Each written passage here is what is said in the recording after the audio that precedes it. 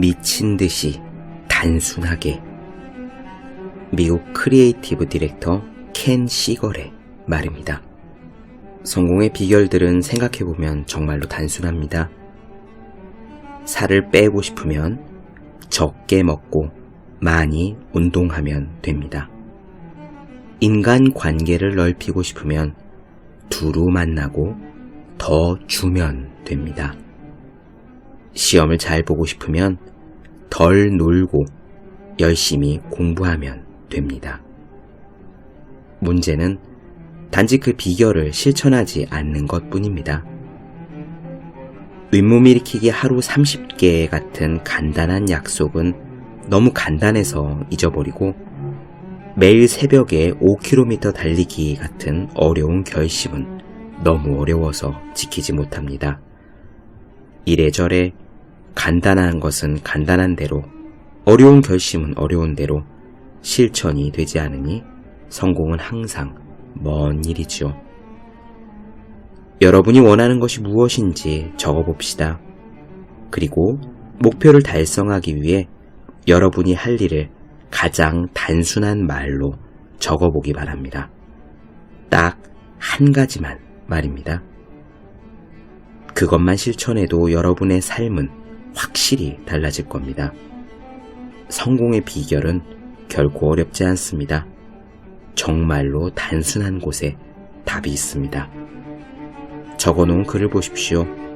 그렇지 않습니까? 365모 비타민 성공의 비결은 정말로 단순하다의 한 대목으로 시작합니다.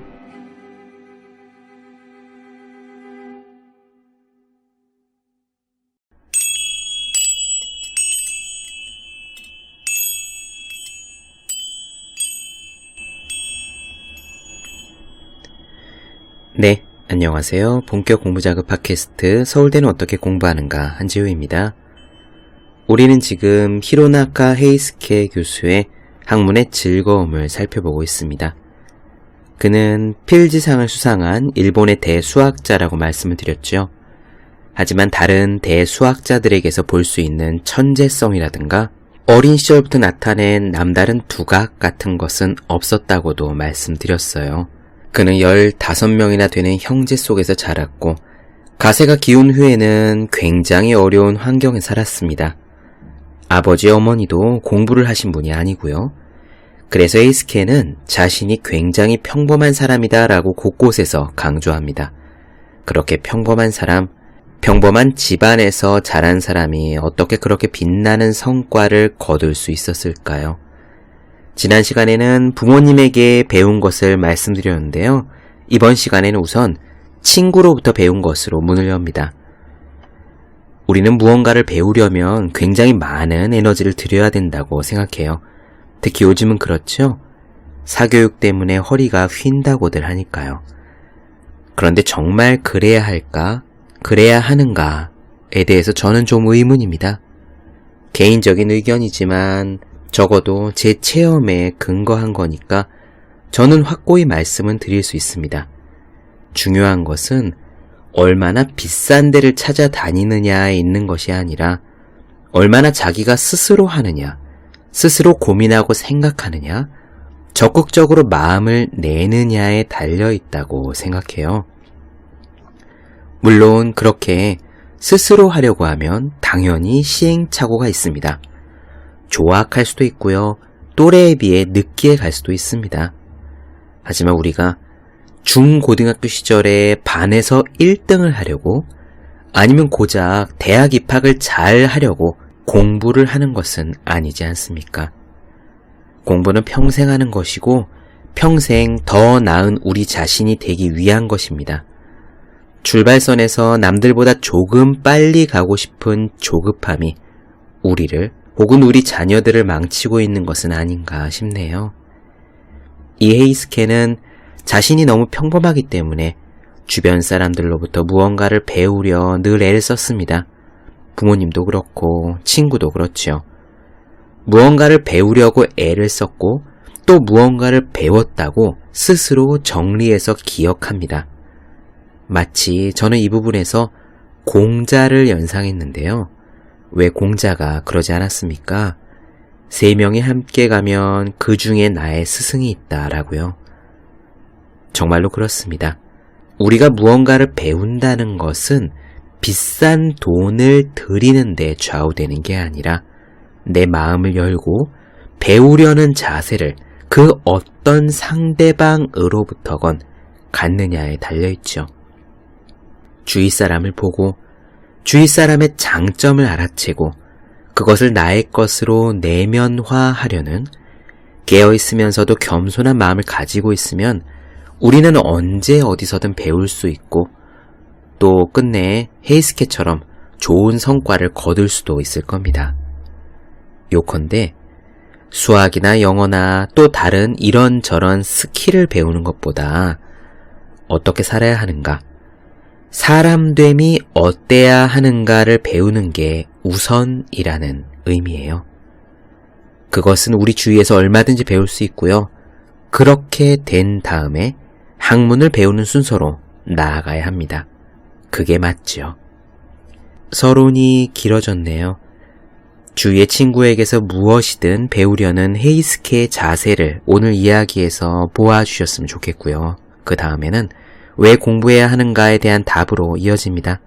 언젠가 이 방송에서 살짝 말씀드린 적이 있는데 다시 쭉 원문을 나눠드릴게요. 그는 공부를 하는 이유가 지혜, 지혜의 넓이, 지혜의 깊이, 지혜의 힘을 얻기 위해서라고 합니다. 여기서 한 가지 살짝 말씀드리고 싶은 거는요. 중간에 우리 뇌가 가지고 있는 관용성이라는 용어를 헤이스케 교수가 쓰거든요. 이 관용성이란 비슷한 것을 느슨하게 생각하는 힘 정도가 될 겁니다. 그러니까 예를 들면 이런 거예요. 스타벅스 머그잔과 우리 집에 있는 유리잔은 서로 다른 물건이죠. 재질도 다르고 생김새도 다르고 색깔도 다르고 무게도 다릅니다. 하지만 우리는 그 둘을 보면 적당히 둘 다 컵이구나 라고 생각하는데 그것이 느슨하게 생각하는 힘이 있기 때문이에요. 사실 이 관용성이라는 거는요. 텍스트를 읽는데도 중요하고요. 또 대학 논술에서 중요하게 평가했던 역량 중에 하나이기도 합니다. 이를테면 아리스토텔레스의 글 한 문단을 주고 소설책의 한 문단을 주고 어떤 사람의 에피소드를 늘어놓고 이 텍스트들 안에서 주제를 찾고 그 주제를 비판해라 같은 문제가 있었는데 그게 바로 이 관용성을 보는 문제거든요. 서론 말씀이 길어졌네요. 오늘의 이야기 바로 시작하겠습니다.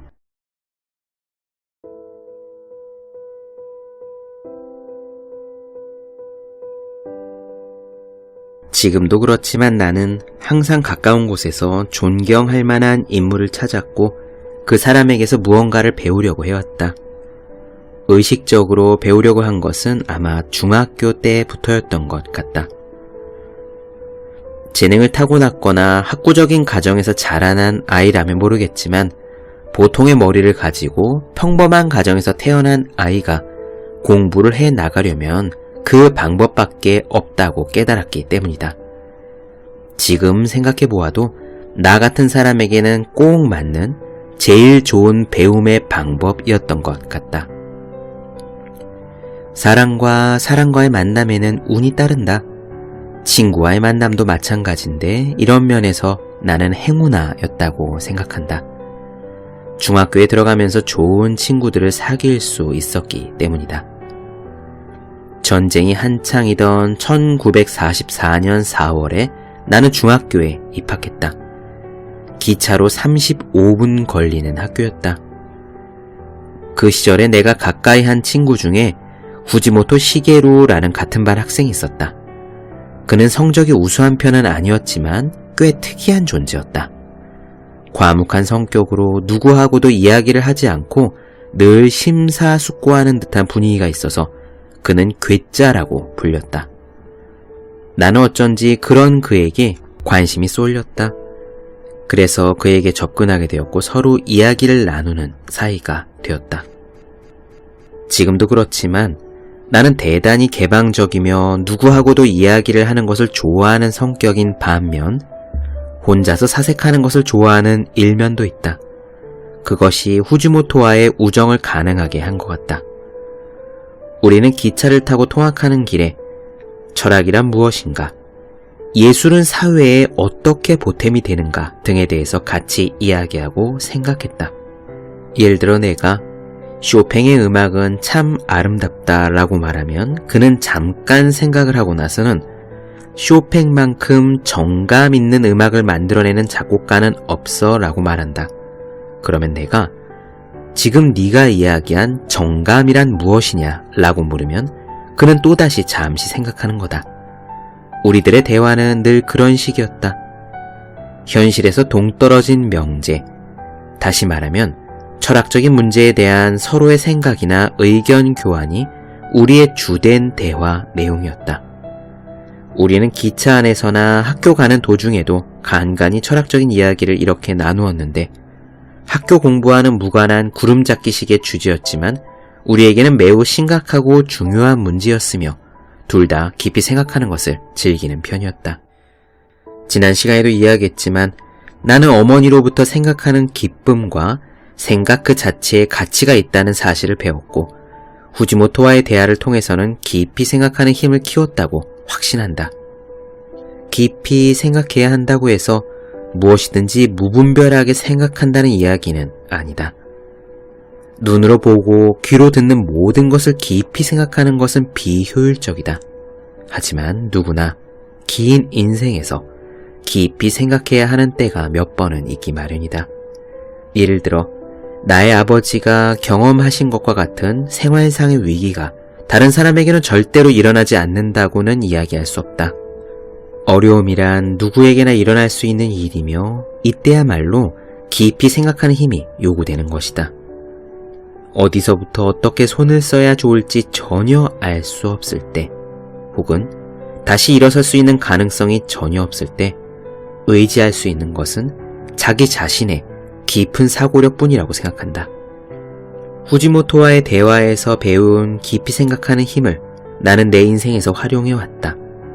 파스칼은 인간은 생각하는 갈대라고 말했는데 이렇게 더욱 깊이 생각할 수 있는 힘, 그러한 소양을 키우는 것은 어른이 되기 전에 반드시 길러야 하는 일이다. 우리가 공부하는 목적 중에 하나도 사실 이런 사고력을 기르는 데 있는 거다. 사람은 왜 공부를 해야 하는가? 왜 공부하지 않으면 안 되는가? 조금 전에 사고력을 기르기 위해서라고 말했지만 사실은 나도 그 답을 잘 모른다. 모르면서 일단 공부했다고 하는 편이 더 맞을 것이다. 하지만 학생들에게 이런 질문을 받을 때마다 내가 대답하는 말이 있다. 여기서는 그것에 대해 이야기해보도록 하자. 인간의 두뇌는 과거의 사건들 뿐만 아니라 과거에 얻은 지식도 깨끗이 잊어버리게끔 되어 있다. 기억한 것을 잊는 능력은 컴퓨터나 로봇에는 없는 인간 특유의 장점이자 동시에 단점이라고 말할 수 있을 거다. 나는 왜 공부해야 하느냐라고 질문을 하는 학생들에게 그것은 지혜를 얻기 위해서다 라고 대답한다. 즉, 공부하는 과정에서 눈에는 보이지 않지만 살아가는 데 있어서 대단히 중요한 이 지혜라는 것이 만들어진다고 나는 생각하는 거다. 이 지혜가 만들어지는 한 암기한 것을 잊어버렸다고 하더라도 그 가치는 여전하다. 결과적으로 말해 배우는 것은 낭비가 아니다. 그러므로 많이 배우고 많이 잊어버리고 다시 많이 배우라고 나는 말하고 싶은 거다. 그러면 도대체 지혜라는 것은 무엇일까? 그게 무엇인지 쉽게 이야기하기 힘들지만 인간의 어디에서 만들어지는가는 확실하다. 지혜는 두뇌에서 만들어진다. 우리 뇌는 수많은 정보를 축적하고 있다. 그것은 엄연한 사실 아닌가? 하지만 사람은 종종 잊어버리게 되는데 뇌가 무언가를 기억하고 있다는 사실을 다시 한번 상기하면 그것은 아예 잊어버리는 것이 아니라 정보를 뇌에 축적한 후에 끄집어내지 못할 뿐이라고 하는 것이 보다 정확한 표현일 것이다. 이것을 나는 인간만이 가지고 있는 어떤 여유라고 생각한다. 즉, 바로 꺼내 쓸 수 있는 정보는 얼마 되지 않지만 방대한 양의 정보가 뇌 속에 바로 꺼내 쓸 수 없는 형태로 축적되어 있는 것이다. 이 바로 꺼내 쓸 수 없는 것이 여유라고 나는 생각한다. 지혜라는 것은 사실 사람의 두뇌에 있는 이 여유에서 만들어진다. 예를 들어 문과 학생이 졸업 논문을 쓰는데 고등학교 때 배운 수학의 인수분해를 꼭 사용해야 할 필요가 생겼다고 하자. 그런데 그는 오랫동안 문과 공부만 해왔기 때문에 인수분해를 완전히 잊어버렸다. 어떻게 하면 좋을까? 다시 수학책을 뒤져볼 것이다. 그가 인수분해에 대해서 다시 공부를 하자마자 아, 이랬지 라고 하면서 옛날에 배운 것이 생각날 것이다. 왜냐하면 그의 머릿속에는 고등학교 시절에 배운 인수분해에 대한 기초 지식이 무의식 중에 자리 잡고 있기 때문이다. 따라서 인수분해에 대해 전혀 모르는 사람이었다면 그것을 이해하는 데 많은 시간이 필요했겠지만 그는 단숨에 이해할 수 있다. 바로 이와 같이 당장 꺼내 쓸 수는 없는 형태로 뇌에 축적된 지식은 영원히 끄집어낼 수 없는 것이 아니라 약간의 수고를 들이면 얼마든지 꺼내 쓸 수 있다. 인간의 두뇌에 여유가 있기 때문에 가능하다. 지혜에는 이런 측면이 있는데 나는 이것을 지혜의 넓이라고 부른다. 이 지혜의 넓이는 계속 공부하고 잊어버리는 사이에 두뇌 속에서 자연스럽게 키워진다. 인간의 두뇌는 컴퓨터와 달리 이를 광범위하게 보고 생각할 수 있다. 즉, 너그럽게 받아들이거나 용서를 하는 등의 사고, 태도, 관용성을 취할 수 있는 것이다. 예를 들어 컴퓨터에게 영화를 보여주더라도 컴퓨터는 그것을 감상하지 못한다. 왜냐하면 하나하나의 영상 프레임이 독립된 화면으로 보일 뿐 연속된 장면으로는 보이지 않기 때문이다. 그러나 인간은 하나의 영상을 보면 그 이미지를 확실히 남기고 영상 사이의 짧은 시간을 무시하여 다음 영상의 이미지와 중첩시킬 수 있는 능력을 갖고 있다. 즉, 인간의 두뇌란 불연속적인 것을 연속적으로 읽어낼 수 있는 능력이 있다는 말이다. 이렇게 인간의 두뇌가 가지고 있는 관용성은 사리를 판단할 때도 발휘되는데 그 중에 하나가 연상이다. 연상작용은 말의 뜻과 느낌에 폭과 깊이를 갖게 하는 뇌의 관용성에서 비롯된다. 앞에서 나는 인생에는 깊이 생각해야 하는 시기가 있고 사고력을 키우는 것이 공부하는 목적 중에 하나라고 말했다. 바꾸어 말하면 지혜의 깊이는 공부를 통해서만이 비로소 얻을 수 있다는 것이다. 공부를 하지 않은 사람의 두뇌는 인간 특유의 폭넓은 사고의 훈련을 받지 않았기 때문에 깊이 생각하는 힘, 즉 지혜의 깊이가 키워지지 않는다. 지혜는 이렇게 넓이가 있고 깊이가 있다. 또 하나는 힘이 있다. 이 지혜의 힘이란 결단력을 말한다. 우리가 인생에서 부딪히는 문제들은 퀴즈나 테스트처럼 정해진 답이 있는 것이 아니다. 인생의 문제는 상당한 시간을 들이지 않으면 진정한 해결이 불가능할 뿐더러 문제 그 자체를 파악하지 못하는 경우도 많다.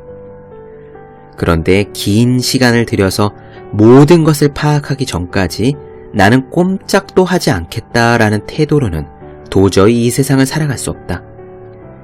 현대의학의 수준으로는 몇 %밖에 해명되어 있지 않은 난치병일지라도 의사는 눈앞에서 고통받는 환자에게 무언가 처방을 내려야 하는 것처럼 쉽게 해결할 수 없는 어떤 문제에 대해서도 우리는 어느 순간에는 결단을 내리지 않으면 안 된다. 그리고 한 단계 뛰어넘어 앞으로 나아가는 비약을 해야 하는 것이다. 불연속적인 것을 연속적인 것으로 유도하는 두뇌의 관용성은 비약하는 것을 비약이 아닌 것 같이 생각할 수 있게 한다. 따라서 사람은 비약할 수 있다. 이것은 로봇이나 컴퓨터에는 없는 인간만이 가진 능력이다.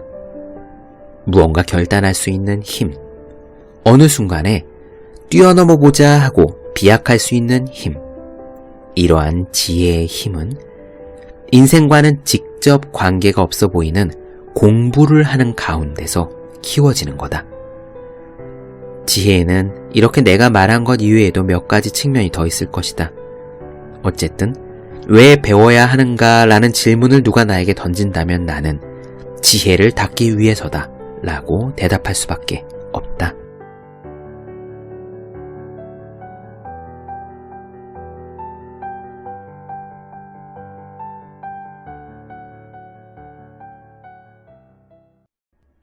네, 본격 공부자극 팟캐스트 서울대는 어떻게 공부하는가?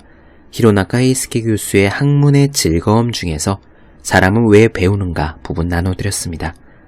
더 많은 이야기가 궁금하신 분들, 질문사항 있으신 분들은 제 네이버 블로그 허생의 즐거운 편지, 다음 카카오 브런치, 한재호의 브런치, 인스타그램에서 해시태그 서울대는 어떻게 공부하는가, 또 유튜브에서 서울대는 어떻게 공부하는가 검색해 주시면 좋겠습니다. 또 매일매일 공부하시는 분들, 여러분 주변에 지금 매일매일 공부하고 계시는 그분들을 위해서요, 하루 한 페이지씩 읽고 공부할 의지를 북돋는 책, 보기만 해도 공부하고 싶어지는 365 공비타민을 선물해 주시면 좋겠습니다. 오늘은 여기까지 할게요. 전 다음 시간에 뵙겠습니다. 여러분 모두 열심히 공부하십시오. 저도 열심히 하겠습니다.